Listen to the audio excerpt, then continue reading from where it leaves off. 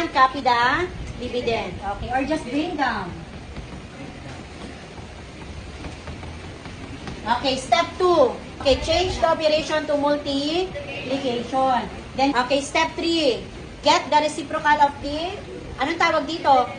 Divisor. So, get the reciprocal of the divisor. So, magiging x squared minus 6x plus 9 over 4x plus 4. And then, last step, proceed to multiplication of fractional expression. Okay. What is the first step in multiplying? Step 1, factor the given polynomial if necessary. Okay. Based on the given, how many terms this? 2 terms. Kapag 2 terms, tatlo ang choices.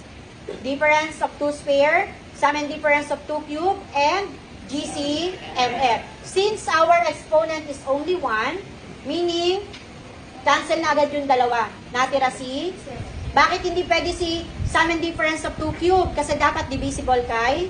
Bakit hindi pwede si difference of 2 squares? Kasi dapat divisible by. Okay, therefore, babagsak tayo kay GCMF. What is the GCF of 2 and A? 2, very good. May common variable ba? Wala po. Therefore, the only GCF is 2. Then divide the GCF by the given to get the remaining factor. O 2x divided by 2. Ito, para hindi nahihirapan. 2x divided by 2. Okay, or just simply cancel 2. Sino natira? X. Plus 8 divided by 2. 4. Okay, the remaining factor is x plus 4. Next, let us proceed by the denominator. How many terms? 3. How many terms? 3. What kind of polynomial is this? Okay, kapag trinomial, dalawang choices. Perfect square, trinomial, or general. Check natin. X squared is a perfect square. How about 12?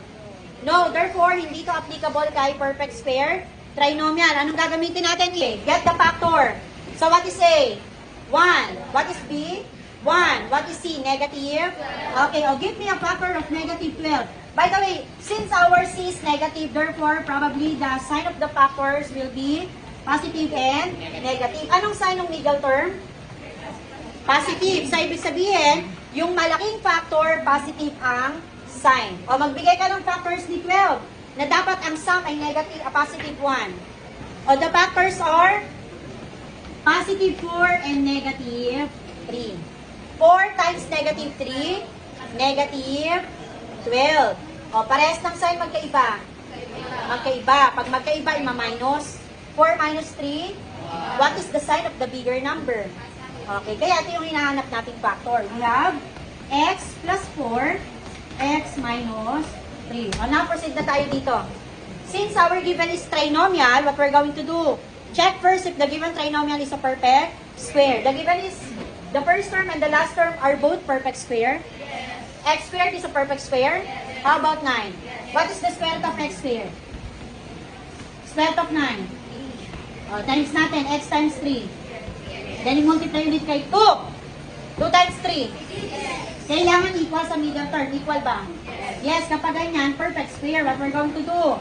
Write two parentheses. Inside the parentheses, copy the operation of the middle term. What is the operation? Minus. Then, get the square root of the first term. Square root of the last term. Okay, over. O, dito na tayo. 4x plus 4. Binomial. Since the exponent is 1, we cannot apply the difference of 2 square and sum and difference of 2 cube.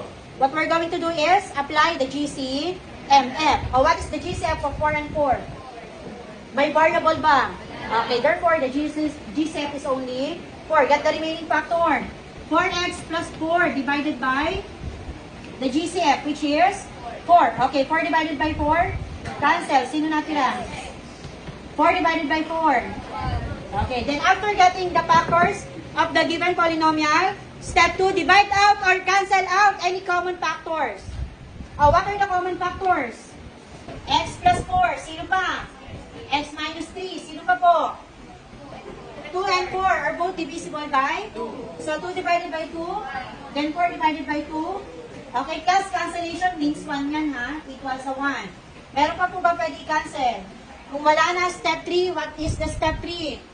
Multiply the remaining factors. Sino natira dito? 1 times 1. Times 1. Times x minus 3. X minus 3. Dito sa baba, 1 times 1 times 2.